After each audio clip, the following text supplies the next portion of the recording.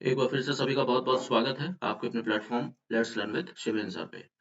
CTET paper 2 mathematics portion हम लोग शुरुआत कर रहे हैं, कवर करेंगे, जिसमें टोटल 30 क्वेश्चंस हम लोग देखेंगे और वो 30 क्वेश्चन हमारे पीवाईक्यूज होने वाले हैं, मतलब प्रीवियस ईयर क्वेश्चंस होने वाले हैं। और उन 30 क्वेश्चंस में आपके टोटल 10 क्वेश्चन जो है वो आपके पेडागोजी के होंगे और 20 क्वेश्चन आपके मैथ्स पोर्शन के होंगे, जो मैथमेटिक्स 8th 9th क्लास तक की पूछी जाती है। ठीक है, तो इस तरीके से डिवाइड है ये आपका।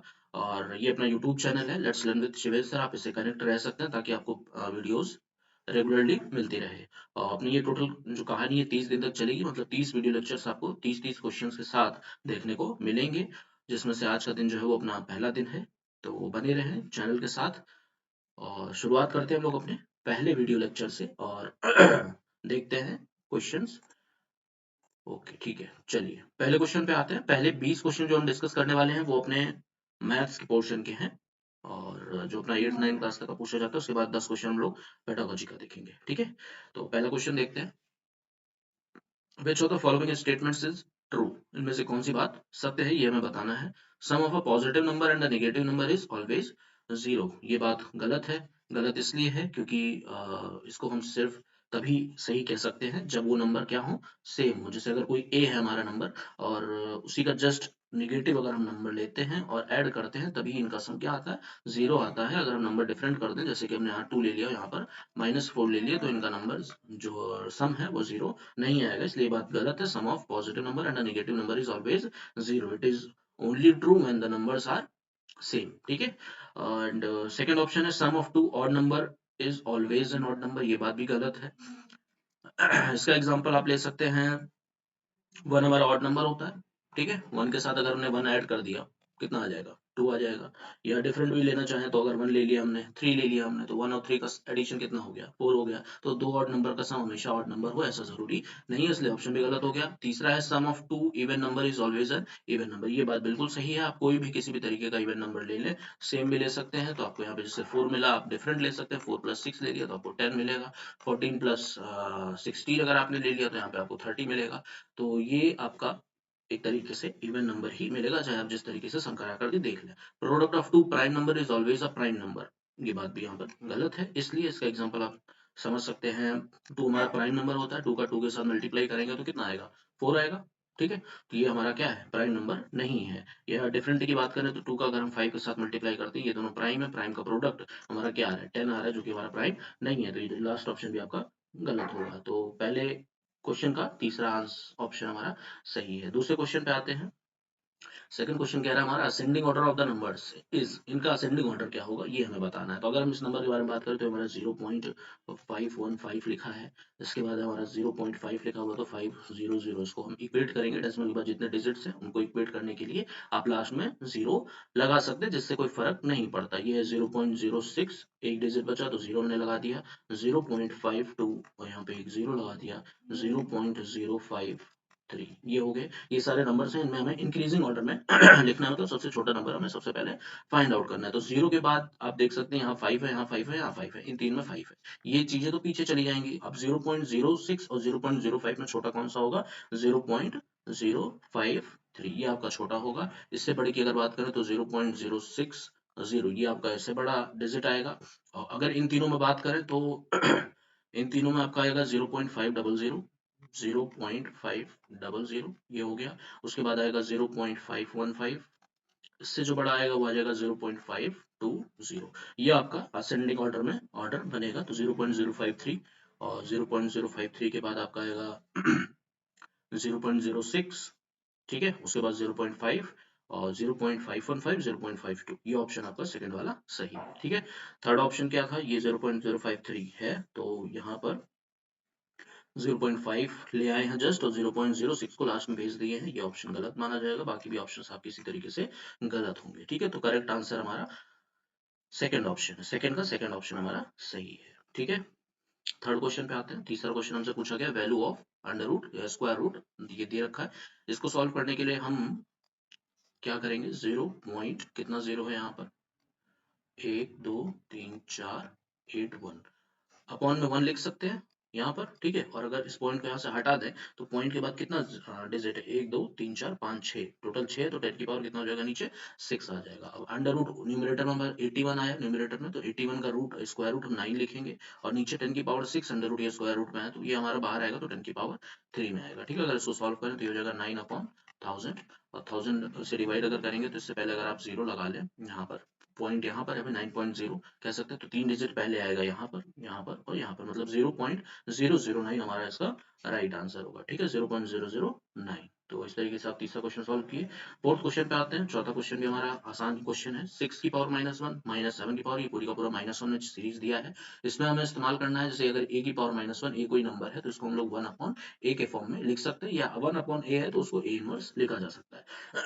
तो यहाँ पर हम लोग a इनवर्स हर जगह आपको देखने को मिल रहा है, तो हम इसका इस्तेमाल करेंगे। ये हो जाएगा हमारा 1/6 -1/7, ये हो गया माइनस में, और ये हो जाएगा हमारा 1/2 माइनस में 1/3, और डिवाइडेड बाई, यहाँ पर डिवाइड का साइन है तो ये हमने डिवाइड लगाया, और 6 की पावर -1 है तो उसको हम लोग लिखेंगे -1/6। क्लियर है इतना। अब ये हो जाएगा हमारा एलसीएम इसका 42, और यहाँ पे आ जाएगा ऊपर 7, यहाँ आ जाएगा 6, 7 माइनस 6 आपको 1 मिलेगा। ये आपका पहला ब्रैकेट सॉल्व हुआ। माइनस यहाँ पर आपका एलसीएम आ जाएगा 6, यहाँ पे आएगा ऊपर 3, यहाँ पे 2, 3 - 2 आपका फिर से 1 होगा।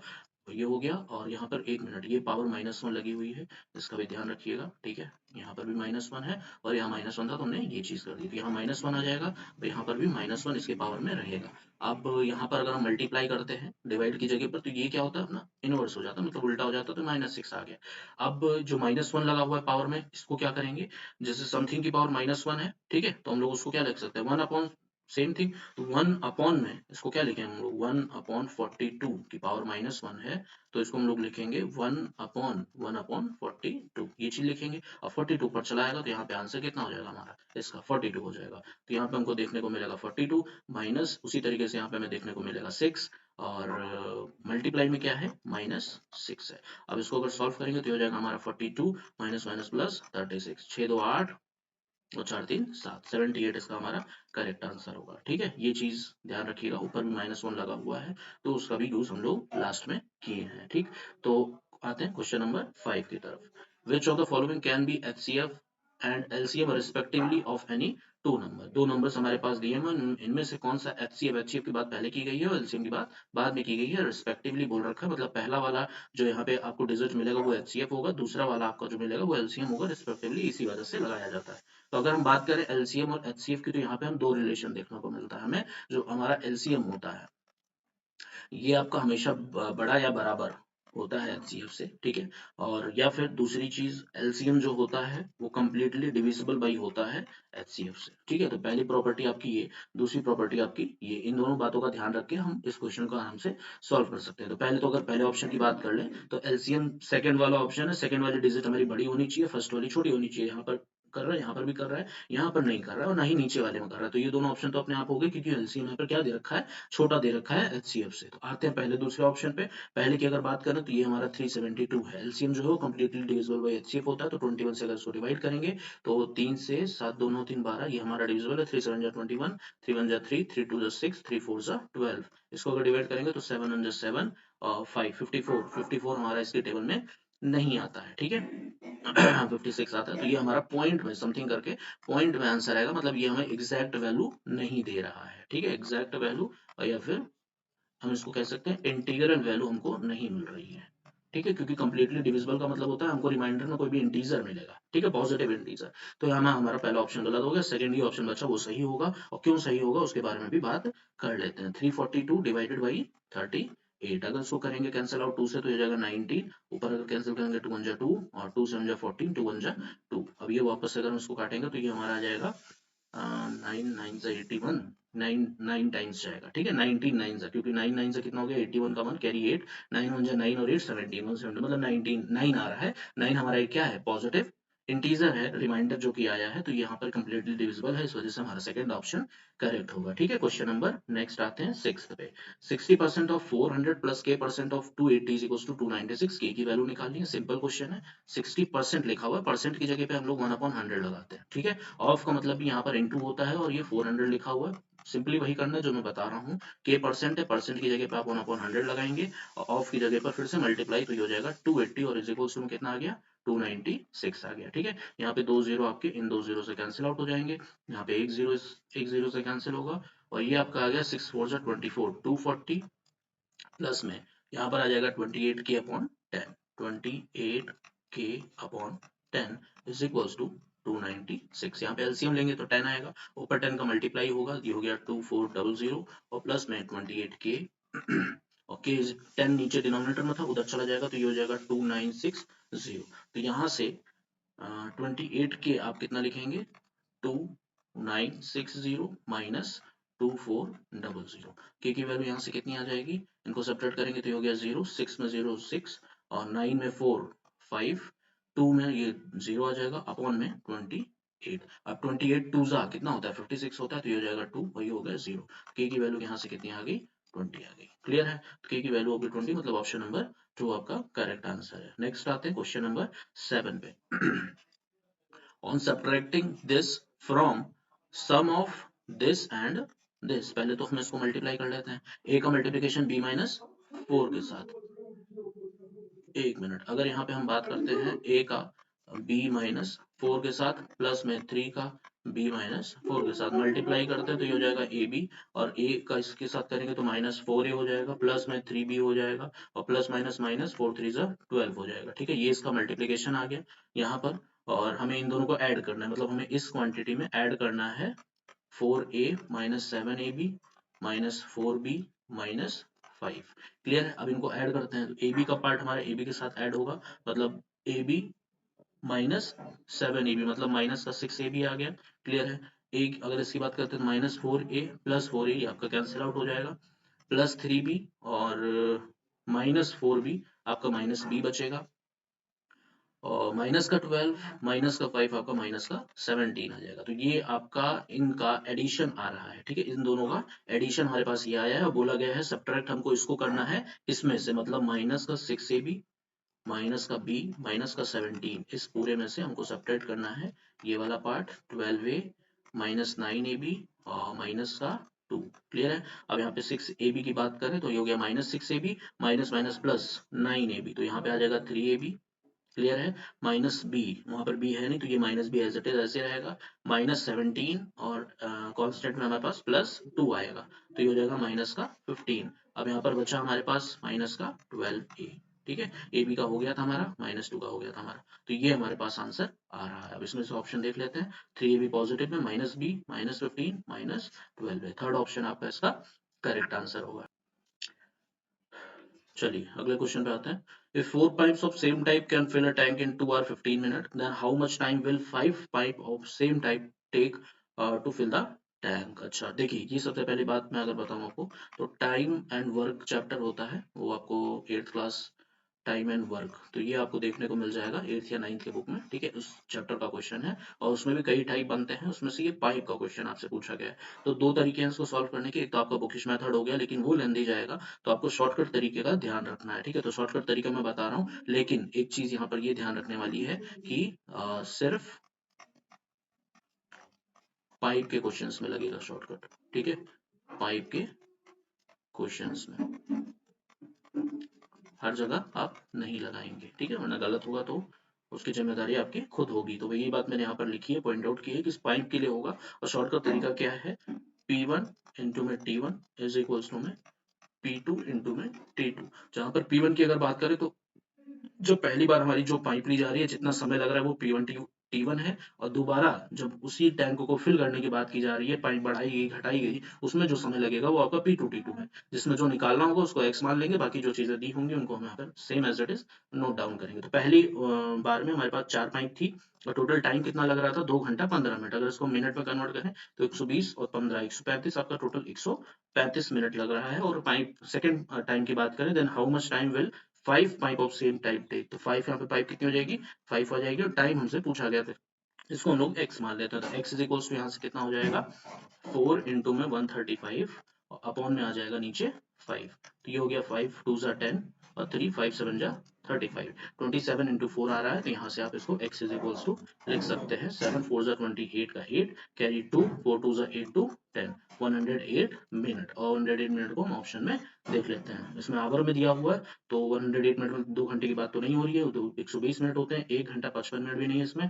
कितना कम है 2 घंटे में 120 में? 12 मिनट कम है, मतलब 1 घंटा 48 मिनट इसका करेक्ट आंसर होगा। क्लियर है? तो 8वें क्वेश्चन का हमारा सेकंड ऑप्शन करेक्ट माना जाएगा। क्वेश्चन नंबर 9 की अगर बात करते हैं, in a class, the ratio of number of boys to that of girls is 2 is to 3. When 3 boys leave the class and 3 new girls join the class, the ratio become 3 is to 7. How many girls were there in the class initially? ठीक है, देखते हैं। तो अगर यहाँ पे बात करें, रेशियो दिया हुआ है लड़कों का लड़कियों के साथ 2 is to 3। तो अगर टोटल नंबर की बात करते हैं हम लोग, टोटल नंबर ऑफ बॉयज, तो ये आपके कितने हो जाएंगे रेशियो के अकॉर्डिंग? 2x हो जाएंगे। ठीक है, और टोटल नंबर ऑफ गर्ल्स की अगर हम बात करें, तो गर्ल्स कितनी हो जाएंगी टोटल? 3x हो जाएंगी। क्लियर है? अब बोल रहा है कि अगर 3 लड़के छोड़ते हैं क्लास को, तो टोटल 2x थे, उनमें से 3 लड़के छोड़ा उन्होंने क्लास में, और यहाँ पर 3 नई लड़कियां आई हैं, तो 3x में क्या हो जाएगा? 3x टोटल लड़कियों की संख्या, तो उसमें 3 ऐड हो जाएगा। जो उनका रेशियो आता है, रेशियो का मतलब हो गया सिंपली जो हमें डिवाइड फॉर्म में रहता है, तो ये हमारा कितना आ रहा है रेशियो? 3:7 आ रहा है। बस इसी को सॉल्व करके x की वैल्यू आएगी हमारे पास, उसके बाद हम गर्ल्स की वैल्यू यहाँ से बता सकते हैं। ठीक है, सॉल्व करेंगे तो 7 का मल्टीप्लाई इस पूरे में होगा, ऊपर से 3 का मल्टीप्लाई इस पूरे में होगा। ये हो जाएगा हमारा, यहाँ पे सॉल्व कर लेते हैं, यहीं पे कर लेते हैं। 7 2 जा 14x माइनस 7 3 जा 21 इज इक्वल्स टू में 3 का मल्टीप्लाई होगा, 3 3 जा 9x प्लस 3 3 जा 9। 9 का अगर इधर माइनस करेंगे तो 14 में 9 आपका जाएगा तो 5x बचेगा, और 21 उधर जाके ऐड होगा तो 9 प्लस 21 आपका 30 आ जाएगा। तो x की वैल्यू यहाँ से कितनी आ गई आपके पास? 6 आ गई। ठीक है, x की वैल्यू अगर 6 आ रही है, तो लड़कियों की बात की गई थी, 6 3 जा कितने हो जाएंगे? टोटल 18 हो जाएंगे। टोटल कितनी लड़कियां हैं आपकी इनिशियली? 18 गर्ल्स। ठीक है, तो राइट आंसर आपका फोर्थ है 9th क्वेश्चन का। चलिए अगला 10th क्वेश्चन देखते हैं। If x to the power 4 plus 1 upon x to the power 4 is equals to 727, जहाँ पर x आपका पॉजिटिव है, then the value of x minus 1 upon x हमसे पूछा गया है। देखिए, इसमें 2 तरीके के क्वेश्चन बनते हैं आपके, जब यहाँ पर डिग्री छोटी दी हो, बड़ी डिग्री के बारे में आपसे पूछा जाए, जैसे मतलब x प्लस 1 अपॉन x या x माइनस 1 अपॉन x दे करके x square plus 1 upon x square या x cube plus 1 upon x cube minus 1 upon x cube, इन सब चीजों के बारे में पूछेगा, तो आपको डायरेक्ट स्क्वायरिंग या क्यूबिंग करके आपको आंसर तक पहुंचना है, जो कि एक आसान मेथड होता है। लेकिन जब भी इस तरीके से डिग्री बड़ी देकर के डिग्री छोटी दी जाए, तो यहाँ पर हमें एक बात का ध्यान रखना होता है, और वो बात क्या है उसके बारे में हम लोग चर्चा करते हैं। तो सबसे पहली बात, तो हमें डिग्री को छोटा करना है, तो कंप्लीटिंग स्क्वायर का काम हम लोग लेफ्ट साइड में करेंगे। अब कंप्लीटिंग स्क्वायर में प्लस 2a भी करते हैं, माइनस 2a भी करते हैं, वो इस पे डिपेंड करता है, जो आपके राइट साइड में नंबर दिया गया है।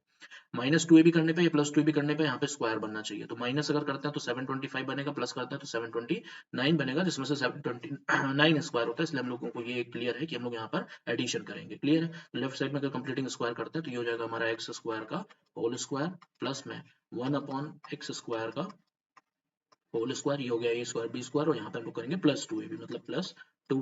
ए की जगह पर आपका एक्स स्क्वायर आएगा, बी की जगह पर आपका 1 अपॉन एक्स स्क्वायर आएगा। क्लियर है? तो यहाँ पे अगर हमने ये देखेंगे तो दोनों कट जाएंगे, तो सिर्फ प्लस 2 हमने लेफ्ट साइड में किया है, तो राइट में भी हम 727 में प्लस 2 ही करेंगे। तो यहाँ से आपका आ गया 729, और ये आ गया आपका x square plus 1 upon x square का होल स्क्वायर, प्लस 2a भी है तो प्लस का बनेगा। अब यहाँ पे 729 किसका स्क्वायर है आपका? 27 का स्क्वायर है। क्लियर है? तो यहाँ से x square plus 1 upon x square की वैल्यू आपकी आ जाएगी 27। अब हमें माइनस में लेके आना है, मतलब यहाँ फिर से कंप्लीटिंग स्क्वायर करेंगे, लेकिन आपकी माइनस किया जाएगा, वो बात वहीं पर ध्यान रखनी थी, यहाँ पर देखने से ही सारी चीजें समझ में आ रही है। तो ये हो जाएगा आपका एक्स स्क्वायर प्लस में 1 अपॉन एक्स का होल स्क्वायर, और माइनस का 2a भी करेंगे तो ये हो जाएगा 2, और ये हो जाएगा x, और ये हो जाएगा 1 अपॉन एक्स ए बी का फॉर्म, और यहाँ पर आ जाएगा हमारा 27 माइनस 2, और ये 27 माइनस 2 आपका आ गया 25, और 25 किसका स्क्वायर है? 5 का स्क्वायर। इस चीज को आप यहाँ पे लिख सकते हैं। इधर आपका कंप्लीटिंग स्क्वायर बनेगा x माइनस 1 अपॉन एक्स का होल स्क्वायर। ठीक है, और यहाँ पर कितना आ रहा है? 5 का स्क्वायर। यहाँ से हमारे पास x माइनस 1 अपॉन एक्स की वैल्यू कितनी आ गई? हम लोग डायरेक्ट 5 लिख सकते हैं। ठीक है, तो ऑप्शन नंबर 3 हमारा इसका करेक्ट आंसर होगा। 11th क्वेश्चन पे आते हैं।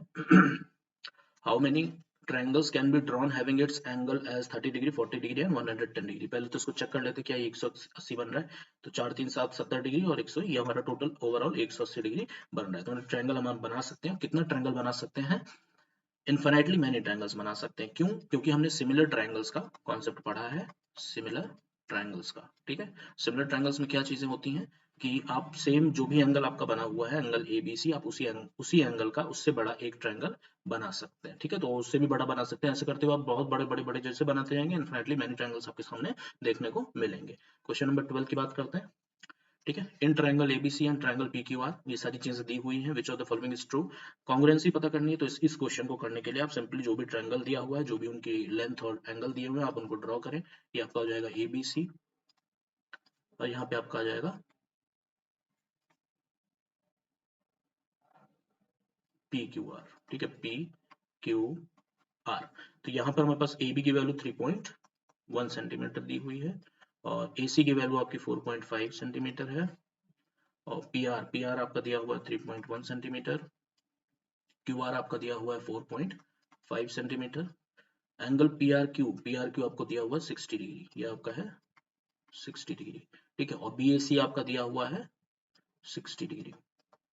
Which one of the following instrument देखेंगे। ABC, यहाँ पर आपको सब चीजें सेम दिख रही हैं। ABC ट्रायंगल ही लिया गया है लेफ्ट साइड में, तो ABC को पैट किस तरीके से हम A से B और B से C कैसे जा रहे हैं। पहले हमने 3.1 सेंटीमीटर को कवर किया है, उसके बाद जिसकी लेंथ नहीं दी है उसको कवर किया गया। सेम उसी तरीके से यहाँ पर भी देखना है। तो यहाँ पर देखना है तो हमने अगर देखें ध्यान से तो R से P जा रहे हैं जो कि हमारा 3.1 है, उसके बाद प्लेन, तो जो ट्रायंगल बनेगा RPQ बनेगा। तो RPQ यहाँ पर कौन सा है, सेकंड वाला है। ठीक है, ABC के साथ कॉन्ग्रुएंट कौन बनेगा, RPQ। फिर से बता रहा हूँ, ABC का मतलब हो गया हम 3.1 सेंटीमीटर से होते हुए प्लेन लेंथ पे जा रहे हैं जिसकी लेंथ हमारे पास नहीं दी हुई है, तो यहाँ से भी हम लोग उसी तरफ जाएंगे जहां पर लेंथ नहीं दी है, तो 3.1 से होते हुए जाएंगे तो उसका नाम हो जाएगा RPQ। तो हमने इस तरीके से देखते हैं, सेकंड ऑप्शन हमारा करेक्ट होगा। ठीक है, अगर यहाँ पर बात की होती ACB की, तो 4.5 से होते हुए यहाँ पर प्लेन पे आ रहे हैं, तो यहाँ से आता RQP। ठीक है, इस चीज का ध्यान रखना है।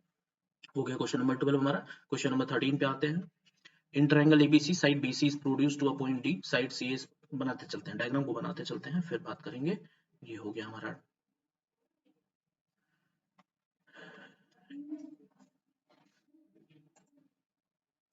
एक मिनट, ये थोड़ा सा इधर बनाते हैं। A हो गया, नीचे B हो गया, यहाँ C हो गया। अब यहाँ पर क्या बोला गया है, side BC is produced to a point D, BC को प्रोड्यूस किया गया है, कहाँ तक ले गए हैं, ये पॉइंट D तक ले गए हैं। क्लियर है।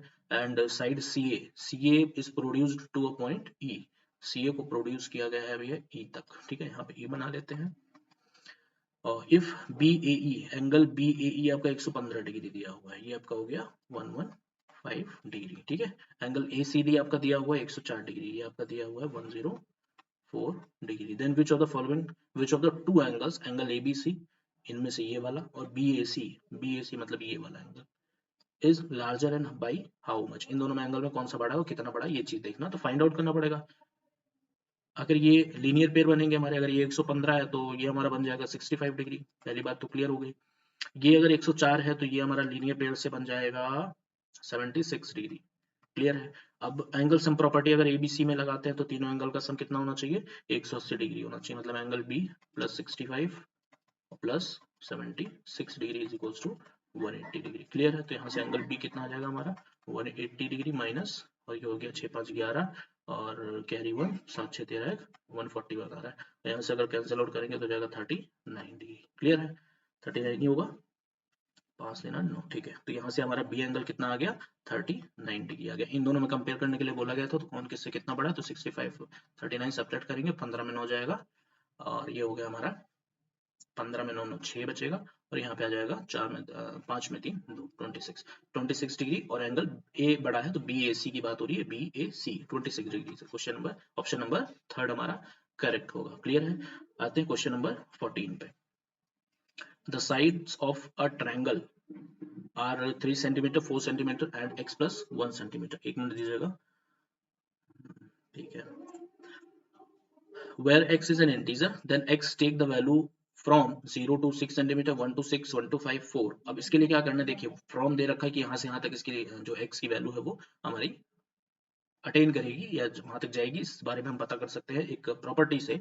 और प्रॉपर्टी क्या है उसके बारे में डिस्कस करते हैं। अगर कोई भी ट्रायंगल हमारे पास दिया हुआ है APC, A के सामने स्मॉल a लेंथ है, मतलब इसकी लेंथ कितनी दी हुई है A, B के सामने स्मॉल b और C के सामने स्मॉल c, तो इस लेंथ में जो ABC लेंथ है स्मॉल, इसमें रिलेशन होता है कोई भी आप दो लेंथ ले लें उनका एडिशन करेंगे वो तीसरे वाले से बड़ा होगा। AC का किया B से बड़ा होगा, अगर AB का किया तो वो C से बड़ा होगा, और अगर BC का किया तो वो a से बड़ा होगा। इन तीनों का यूज करके हम यहाँ पे अपना काम कर सकते हैं, आसानी से हमें पता चल जाएगा वैल्यू कहाँ से कहाँ लाई करेगी। तो पहले 4 और 3 को ऐड कर देंगे, 7 हो जाएगा। 7 हमारा क्या हो गया, बड़ा हो गया x प्लस 1 से। पहला हमको ये मिला, दूसरा 3 का x प्लस 1 के साथ कर लेते हैं, तो ये हो जाएगा 3 प्लस x प्लस 1 और इट इज ग्रेटर देन 4, ये चीज हो जाएगी।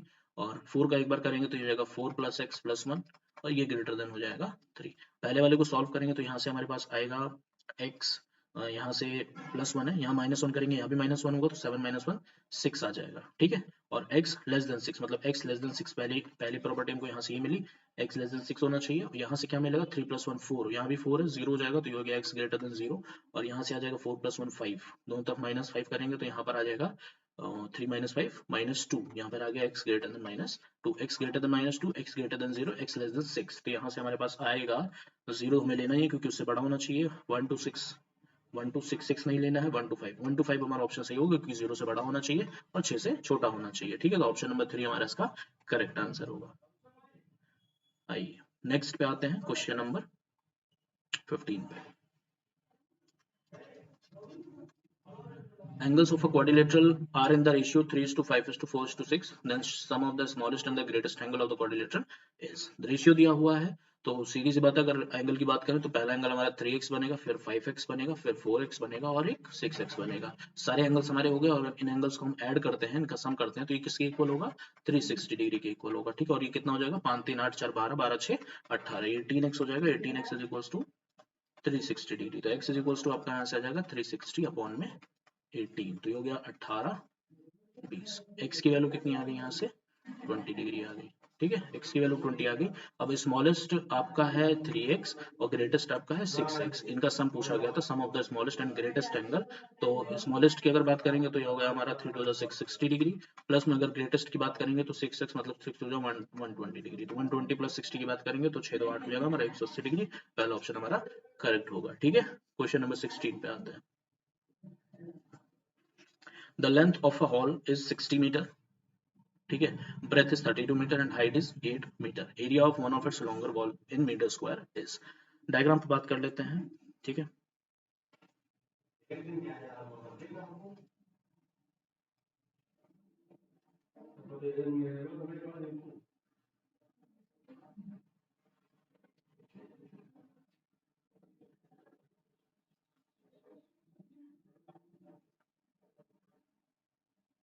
चलिए ये हो गया आपका यहाँ पर लेंथ, ये लंबाई लेंथ होती है, ये जो चौड़ाई है आपको ये ब्रेथ मिलेगी और ये जो हाइट है ये आपका एच हो गया, ठीक है। अगर इसमें लॉन्गेस्ट वॉल की बात करें तो आपका कलर चेंज कर लेता हूँ दिखाने के लिए।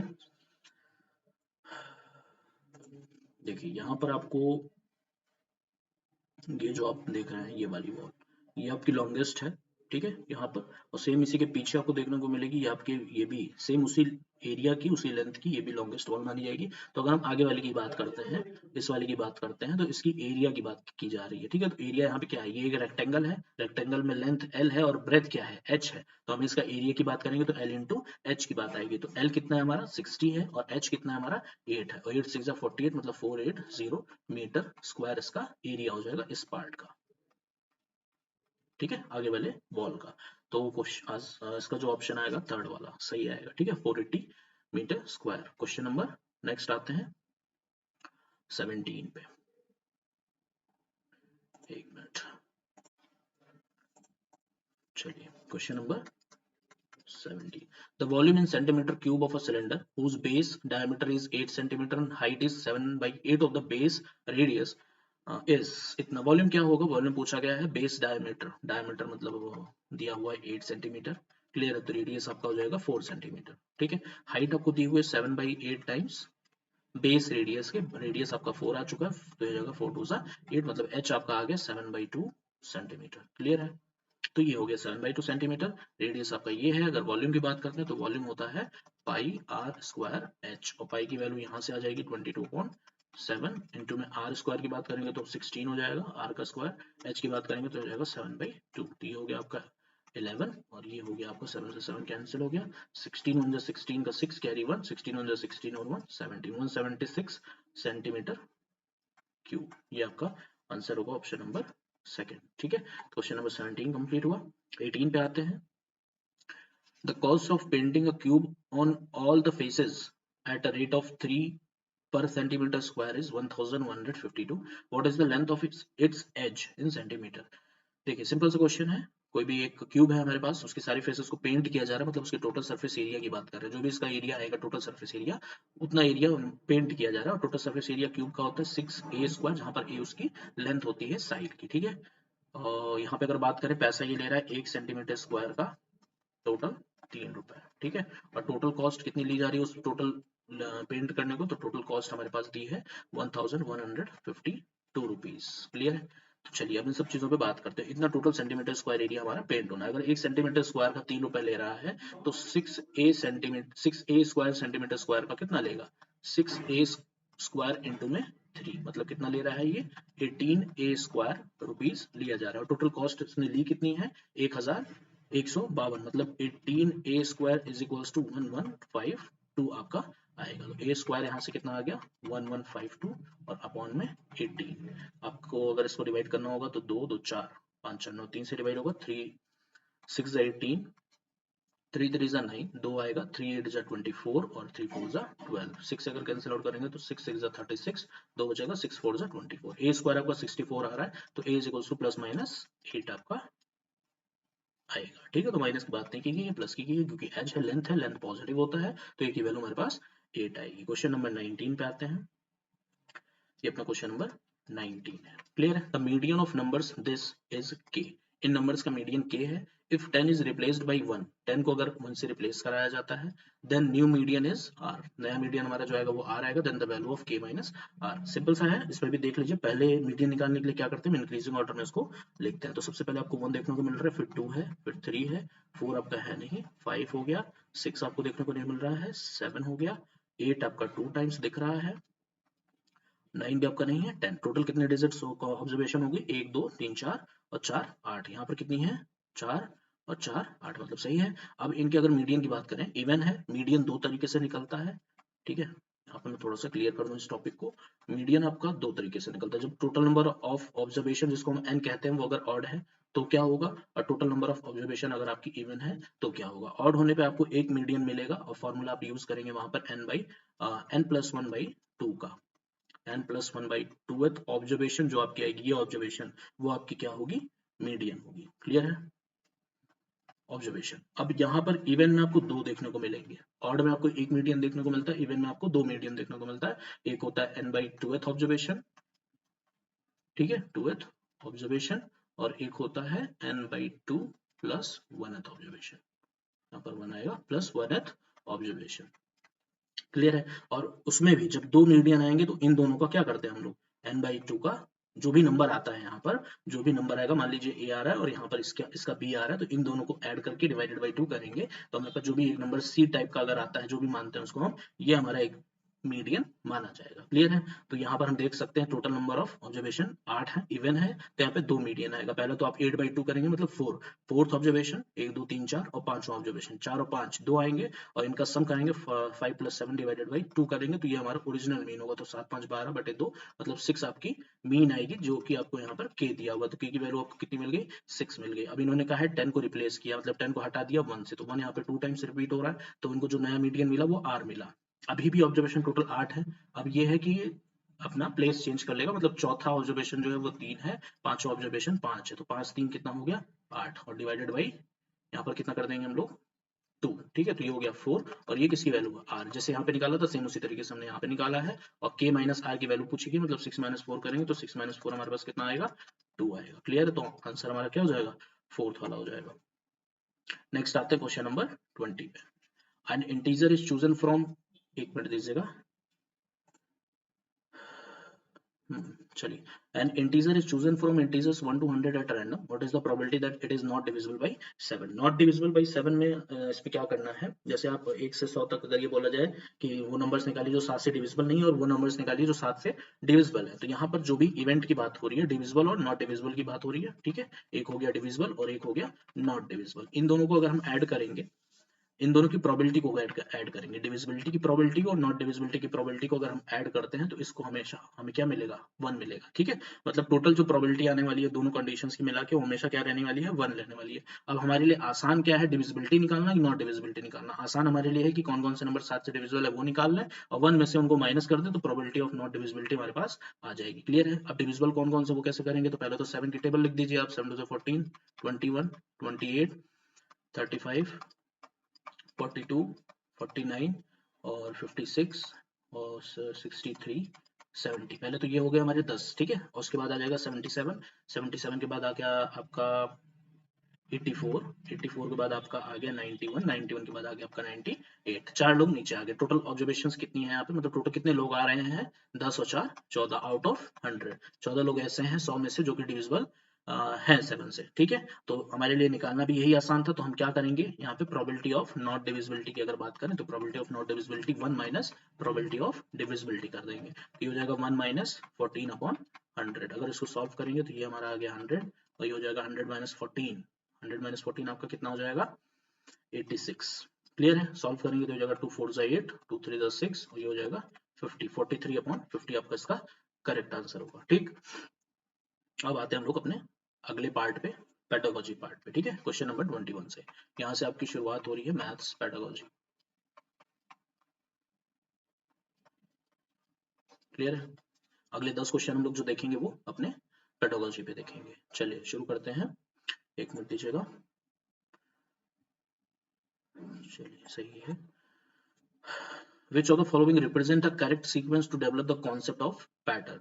तो अगर हम कॉन्सेप्ट की बात करते हैं, पैटर्न के कॉन्सेप्ट की बात करते हैं, तो इसमें सबसे पहला जो होता है वो आइडेंटिफिकेशन का काम होता है कि आप पहचानना सीखे, आइडेंटिफिकेशंस। ठीक है, आइडेंटिफिकेशन का काम होगा, सबसे पहले आप पहचानो उसको, उसके बाद उसकी जो आपकी नॉलेज है उसको थोड़ा आप एक्सटेंड करिए, अपनी तरीके से उसको समझने की कोशिश करिए और फिर उसके बाद आप उसको क्रिएट करिए। क्लियर है, एक मिनट दीजिएगा, मैं उसको चार्ज में लगा।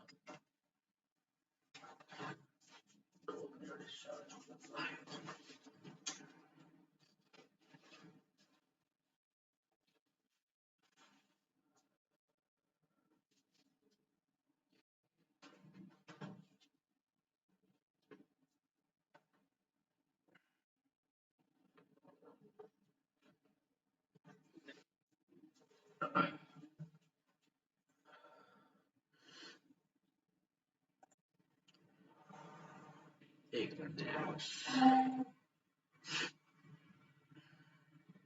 चलिए आते हैं हम लोग, तो मैं बात कर रहा था कॉन्सेप्ट ऑफ पैटर्न की। सबसे पहले हम आइडेंटिफाई करते हैं उसको, ठीक है, फिर अपनी नॉलेज को थोड़ा एक्सटेंड करते हैं और चीजें समझने की कोशिश करते हैं, थोड़ा खुद का दिमाग लगा के, और लास्ट में हम लोग उस चीज को खुद क्रिएट कर सकते हैं या करते हैं। ठीक है, तो इस तरीके से आपका अगर ऑप्शन की बात करें तो पहले ही क्रिएट करने की बात कर दी गई है, बिल्कुल नहीं, पहले ही एक्सटेंड बिना सीखे आप कैसे एक्सटेंड करेंगे। सबसे पहले आइडेंटिफाई पैटर्न, एक्सटेंड पैटर्न, उसके बाद क्रिएट पैटर्न। इस तरीके से ये ऑप्शन, थर्ड ऑप्शन आपका यहाँ पे करेक्ट माना जाएगा। क्लियर है, नेक्स्ट क्वेश्चन पे आते हैं, क्वेश्चन नंबर 22 पे। The error made by children in mathematics should be ignored by mathematics teacher as they hinder other mathematical processes। Ignore बिल्कुल नहीं करना चाहिए। Minimised bye regular testing, regular testing से आप क्या कर सकते हैं, आप उसकी कमियों को सिर्फ ज्ञात कर सकते हैं, ना कि दूर कर पाएंगे। तो ये भी बिल्कुल गलत ऑप्शन है। Incorporated as a part of teaching learning process, ये बात सही है, इसलिए क्योंकि इनकॉर्पोरेटेड की अगर बात करें तो यहाँ पे एक तरीके से इंक्लूड करने की बात की जा रही है कि आप उसको टीचिंग लर्निंग प्रोसेस में इंक्लूड करें, और वहाँ इंक्लूड करने का आपको फायदा क्या होगा कि आप बच्चे की चीजों को अच्छे से, प्रॉब्लम को अच्छे से समझेंगे और उसको दूर कर पाएंगे। ठीक है, चौथा आपका ऑप्शन यहाँ पे वैसे भी गलत हो जाएगा, फिलहाल एक सही हुआ, लेकिन देख लेते हैं। Dealt bye focusing on rigorous solving of questions, कहने का मतलब उन्हें संबोधित करने के लिए प्रश्नों को बार बार हल करने पर ध्यान केंद्रित कराना चाहिए। जब उसकी कमियों के बारे में आप उसको बताएंगे ही नहीं तो बार बार क्वेश्चन सॉल्व कराने से खुद थोड़ी उसको पता चलेगा मैं गलती कहाँ कर रहा हूँ। तो ये ऑप्शन भी इसी वजह से यहाँ पे डिसकार्ड हुआ। ठीक है, क्वेश्चन नंबर 23 पे आता है। Student solve the given quadratic equation in the following वे, ये उनका तरीका है सॉल्व करने का। विच of the following represent the error committed by the student, adding 9 on both the side using the wrong algebraic identity, not including the negative root in the solution, there is no mistake as both the roots are। देख लेते हैं क्या इन्होंने गलती कर रखी है। X square plus 6x plus is equal to 27 है, क्लियर है। यहाँ पे इन्होंने 9 का एडिशन किया तो यहाँ पर भी किया है, ये भी बैलेंस्ड है। x प्लस 3 का होल स्क्वायर बन रहा है क्या, ये ए स्क्वायर एक्स स्क्वायर प्लस 9 और प्लस 6x, ठीक है बन रहा है 27 और ये 9 आपका हो जाएगा 3 6 3 9, ये भी सही है। x प्लस 3 की वैल्यू यहाँ पर इन्होंने गलती कर रखी है, x plus 3 is equals to उन्होंने 6 लिखा है, जबकि यहाँ पे स्क्वायर लगा है, इसलिए यहाँ पर आएगी value x plus 3 is equals two plus minus 6। Clear है, ये इन्होंने गलती, इन्होंने नेगेटिव रूट नहीं लिया है, तो आपका ये वाला ऑप्शन सही होगा, not including the negative root in the solution. Clear है, आगे बढ़ते हैं क्वेश्चन नंबर 24 पे। A mathematics teacher should not focus on, mathematics teacher को किस बात पे फोकस नहीं करना चाहिए, developing conceptual understanding in mathematics, इस पे तो फोकस करना चाहिए ऑप्शन, क्योंकि गलत माना जाएगा, क्योंकि गलत के बारे में पूछा गया है, तो सही हम लोग गलत ही करेंगे। Various assessment strategies to know the progress of learning, ये भी करना चाहिए, लेकिन यहाँ नहीं के बारे में पूछा है तो गलत होगा।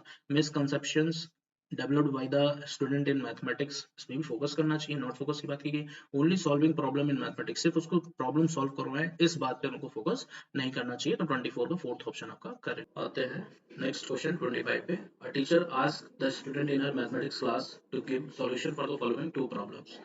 अच्छा, पहली प्रॉब्लम ये है आपकी और दूसरी प्रॉब्लम ये दी है। The above problem are example of using inductive method in mathematics, open ended question, closed ended, and introducing the concept of area and perimeter. देखिए क्वेश्चन पढ़ते हैं, पहले देख लेते हैं क्या दिया है। The perimeter of an isosceles triangle is 30 centimetre, what will be the measurement of its all the three sides? The area of triangle is 36 centimeter square, what will be the measure of its base and height. अगर inductive method की बात करें तो inductive method यहाँ पे option गलत माना जाएगा, क्योंकि इंडक्टिव मेथड का मतलब हो गया पहले वो एग्जांपल देके फिर उसका कॉन्सेप्ट पढ़ाया जाएगा, लेकिन इस तरीके से एग्जांपल देके कॉन्सेप्ट आप एरिया और पेरीमीटर का नहीं बता सकते हैं, और ना ही ये एक इंट्रोड्यूसिंग तरीका, मतलब इंट्रोड्यूस करने का concept of area and perimeter. अगर कॉन्सेप्ट को इंट्रोड्यूस करना है तो आप एक तरीके से पेरीमीटर की अगर बात करें तो बाहर गार्डन वगैरह में ले जा सकते हैं, गार्डन का शेप स्क्वायर है, रेक्टेंगल है, आप उसकी लेंथ मेजर करवा के आउटर बाउंड्री ये बता सकते हैं कि हाँ ये पेरीमीटर होता है। या फिर एरिया की बात करें तो आप किसी बॉक्स को दिखा सकते हैं, रेक्टेंगुलर बॉक्स को, उसकी पूरी एरिया जो उसकी सरफेस की एरिया है वो आप निकलवा सकते हैं उस तरीके से। ठीक है, तो ये एक तरीके से हो गया, डेमोन्स्ट्रेट करके आप इंट्रोड्यूस करवा सकते हैं कॉन्सेप्ट एरिया और पेरीमीटर के। दो ऑप्शन तो यहाँ पे आपके वैसे ही डिस्कार्ड होंगे, बचेगा दो, ओपन और क्लोज्ड की बात करें तो ओपन और क्लोज्ड की बात यहाँ पर देखते हैं। ओपन की बात हम तब बोलेंगे जब हमारे पास यहाँ से एक से ज्यादा आंसर्स पॉसिबल हो एक क्वेश्चन के, और क्लोज्ड एंडेड की बात होगी मतलब एक तरीके से फिक्स आंसर है और सारे बच्चे जो अगर सही आंसर देंगे तो वही देंगे। ठीक है, जबकि यहाँ पे आइसोसेलेस की बात की गई है, इसलिए ऑप्शन मेरे को थोड़ा सा लग रहा है कि ओपन एंडेड की तरफ जाएगा। अगर इक्विलेटरल बोला था 30, तो यहाँ पे एक ही ऑप्शन था कि 10 10 10 आप उसको देके छुट्टी करेंगे, इक्विलेटरल ट्रायंगल में तीनों साइड्स बराबर होती हैं, तो ये आपका क्लोज्ड एंडेड में आता। आइसोसेलेस की बात कर रहा है तो आप 10 10 और 10 भी ले सकते हैं तीनों साइड को, ठीक है, 12 12 और 6 भी ले सकते हैं, 12 12 24 6 30, और आप 8 8 भी ले सकते हैं, 8 8 16 16 और 14 की अगर बात करें तो ये हो जाएगा आपका 30। क्लियर, तो ये एक से ज्यादा आंसर्स मतलब एक से ज्यादा तरीके से आप साइड्स को ले सकते हैं, जिसमें से दो आपको सेम रखनी है, क्योंकि आइसोसेलेस की बात कर रहा है तो मैंने करके दिखाया, तो ये हमारे ओपन एंडेड में ही जा रहा है। सेकंड की अगर बात करें तो एरिया ऑफ ट्रायंगल 36 की बात की गई है, तो 36 लाने के लिए हम लोग लिख सकते हैं हाफ बेस इंटू हाइट होता है formula, half base into height, तो यहाँ पे हम लोग ले सकते हैं बेस को 8 और यहाँ पे इसको ले सकते हैं 9, 9 4 जा 36 हो जाएगा, या फिर आप यहीं पर इसी को रिवर्स करके इसको क्लोज एंडेड से ओपन एंडेड बना सकते हैं। बेस आपने एक बार 8 लिया, एक बार 9 लिया, तो ये हमारा ऑप्शन नंबर सेकंड करेक्ट होगा, ओपन एंडेड में आ रही है बातें सारी की सारी। क्लियर है, नेक्स्ट आते हैं क्वेश्चन नंबर 26 पे। Which of the following is not a desirable aim of mathematics curriculum at upper primary level according to National Curriculum Framework 2005? NCR द्वारा कौन सी बात सत्य नहीं है, उनका कौन सा एम नहीं था, ये बातें बतानी है। मैथमेटाइजेशन ऑफ चाइल्ड माइंड, ये उनकी बात उसका एक पार्ट था, गलत होगा। डेवलपमेंट ऑफ डिडक्टिव रीजनिंग, ये भी उसका पार्ट है मैथमेटिक्स का। मेकिंग ग्रेट मैथमेटिशियन, ये उसका पार्ट नहीं है, तो इसलिए ऑप्शन इसका सही माना जाएगा, क्योंकि नॉट की बात की गई है। Development of formal problem solving, इसके लिए भी उसका एक पार्ट था, लेकिन गलत बोला जाएगा क्योंकि पूछा ही गलत है। तो यहाँ पर क्या हो गया, मेकिंग ग्रेट मैथमेटिशियन, ये अपर प्राइमरी लेवल की बात नहीं, ये अपर लेवल की बात है, जब आप एमएससी वगैरह करने के बाद पीएचडी करने जाते हैं तो आप अपनी चीजों को वहाँ पे रखते हैं, अपनी तरीके से नई चीजों को इंट्रोड्यूस कराते हैं, तो वहाँ पे आप एक तरीके से मैथमेटिशियन का ओहदा ले सकते हैं। तो ये आपका question number 3, option number 3 question number 26 का करेक्ट है। क्वेश्चन नंबर 27 पे आते हैं।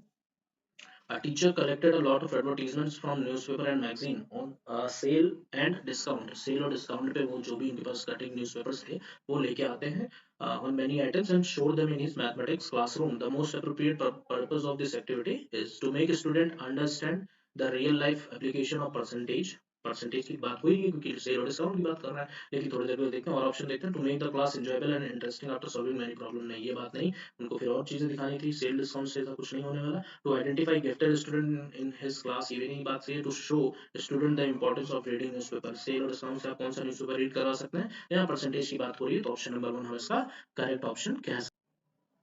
क्वेश्चन नंबर 28 पे आता है, which of the following statements is not true for developing estimation skill in measurement, is not true, पहली बात तो ये देखिएगा not true की बात की गई और साथ ही साथ में डेवलपिंग की बात की गई है कि डेवलप करना किसको, एस्टिमेशन स्किल को। एस्टिमेशन स्किल होता क्या है, अनुमान लगाना। क्या होता है ये हमारा, अनुमान लगाना। ठीक है, ये कब आता है हमारे अंदर, जब हम एक एक्सपीरियंस्ड पर्सन होते हैं, उस चीज में मेजरमेंट स्किल हमारी काफी अच्छी होती है, तब हम एस्टिमेशन स्किल का उपयोग कर सकते हैं। तो टोटल 2 स्किल आपको देखने को मिलेगी, पहला तो है आपका मेजरमेंट स्किल, मेजरमेंट स्किल, और दूसरा आपका एस्टिमेशन स्किल, ये आपका पहला है और ये आपका दूसरा है। जब आपको इसमें महारत हासिल होगी तभी आप इसका प्रयोग कर सकते हैं, अनुमान लगाने का प्रयोग कर सकते हैं। अभी किसी अच्छे लेखपाल को आप ले जाकर के किसी भी बड़ी से छोटी फील्ड में आप खड़े कर दें तो अप्रोक्सीमेटली वो बता देगा कि वो कितना बीघा है या फिर कितना बिस्सा जमीन आपकी है। ठीक है, अप्रोक्सीमेटली तो वो बता देगा। बाकी आपको एग्जैक्ट अगर जानना है तो आप मेजरमेंट के थ्रू जा सकते हैं, मेजरमेंट स्किल के थ्रू आपको एग्जैक्ट वैल्यू मिलती है। ठीक है, एग्जैक्ट वैल्यू मिलती है इन यूनिट, जो भी उसकी यूनिट होगी। ठीक है, यहाँ पर क्या होता है एस्टिमेशन स्केल में एग्जैक्ट नहीं, आपको अप्रॉक्स वैल्यू मिलती है, यहाँ पे आप अप्रॉक्स की बात करते हैं। तो कौन सी बात नहीं सही है फॉर डेवलपिंग एस्टिमेशन स्किल को लेकर के, ये बात देखनी है। Estimation is the pre skill of measurement, बिल्कुल गलत बात होगी यहाँ पर। नॉट के लिए तो सही था लेकिन डेवलप के लिए ये बात नहीं सही है। सबसे पहले अगर आपको डेवलप करना है तो आप मेजरमेंट स्किल पे काबू पाएंगे तभी आप एस्टिमेशन स्किल पे जा सकते हैं। Estimation skill lead to develop problem solving abilities, ये भी ऑप्शन आपका यहाँ पे गलत होगा। Estimation skill help to strength measurement skill, नहीं ये उल्टा होगा। Measurement skill help to strength estimation skill, ये बात कह सकते हैं क्योंकि पहला आपका ये है, दूसरा आपका एस्टिमेशन है। Estimation skill reduce the need for learning measurement, ये बात बिल्कुल सही है। अगर आप इस पे ज्यादा फोकस करते हैं तो मेजरमेंट स्किल आपकी कहीं ना कहीं एक तरीके से रिड्यूस होगी। क्लियर है, तो यहाँ पर ये ऑप्शन आपका सही माना जाएगा, ऑप्शन नंबर 4। ठीक है, क्वेश्चन नंबर 28 का फोर्थ ऑप्शन आपका सही है। क्वेश्चन नंबर 29 पे आते हैं, which of the following is most appropriate example of an exploratory project related to the idea of data handling in class 6 student? Data handling की बात अगर हम करते हैं तो डाटा हैंडलिंग में हमको डाटा प्रोवाइड करवाया जाता है, वो भी एक दो चीजों का नहीं, कई चीजों का, ताकि हम उसका एक चार्ट या डायग्राम जो भी बनाना चाहें वो बना सके। तो डाटा हमें जब प्रोवाइड करवाया जाता है तो उस डाटा को हम सबसे पहले कलेक्ट करते हैं। पहला काम हमारा होता है डाटा को कलेक्ट करना। डाटा को कलेक्ट करने के बाद हम उसको ऑर्गेनाइज करते हैं, डाटा को ऑर्गेनाइज करते हैं, ऑर्गेनाइज करने के बाद हम उसको एनालाइज करते हैं।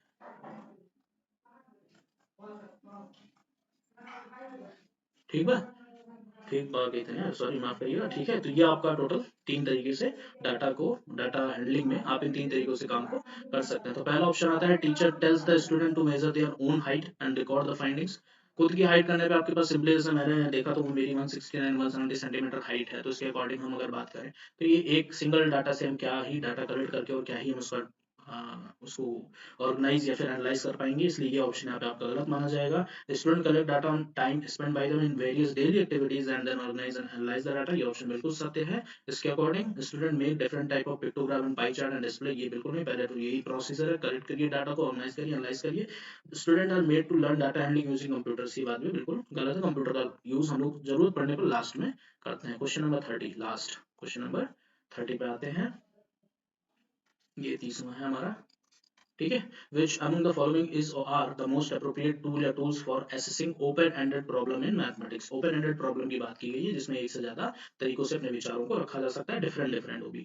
तो सबसे पहले तो यहाँ पे हम डिस्कशन पे आ जाएंगे, क्योंकि डिस्कशन हमारा इसका करेक्ट तरीका ऑप्शन आ जाएगा ओपन एंडेड में, क्योंकि डिस्कशन में हम अपने अपने विचारों को रखते हैं और विचार सबके सेम टॉपिक की अगर बात करें तो अपने अपने विचार खुद के डिफरेंट आ सकते हैं। तो डिस्कशन हमारा उसमें हो गया। टर्म एंड एग्जामिनेशन जो कि फिक्स होता है, इसमें हम नहीं कह सकते हैं। रूब्रिक्स में हमारा ओपन एंडेड आएगा, पोर्टफोलियो में हमारा ओपन एंडेड नहीं आएगा। रूब्रिक्स में आएगा इसलिए क्योंकि रूब्रिक्स में जो भी रूब्रिक्स क्या है, जैसे स्टेटमेंट दी जाती है टीचर्स द्वारा बच्चे की पढ़ाइयों को लेकर के कि हाँ वो उसमें और सुधार कर सकता है, आपको बच्चा इसमें कमजोर है, आप इस पे ध्यान दीजिए, ये चीजें आपको रिपोर्ट कार्ड में लास्ट में देखने को मिलेगी, जो कि अलग अलग टीचर्स द्वारा उसी बच्चे को लेकर के अलग अलग पॉइंट ऑफ व्यू से आपको देखने को मिल सकता है। इस वजह से रूब्रिक्स आपको उसमें आएगा।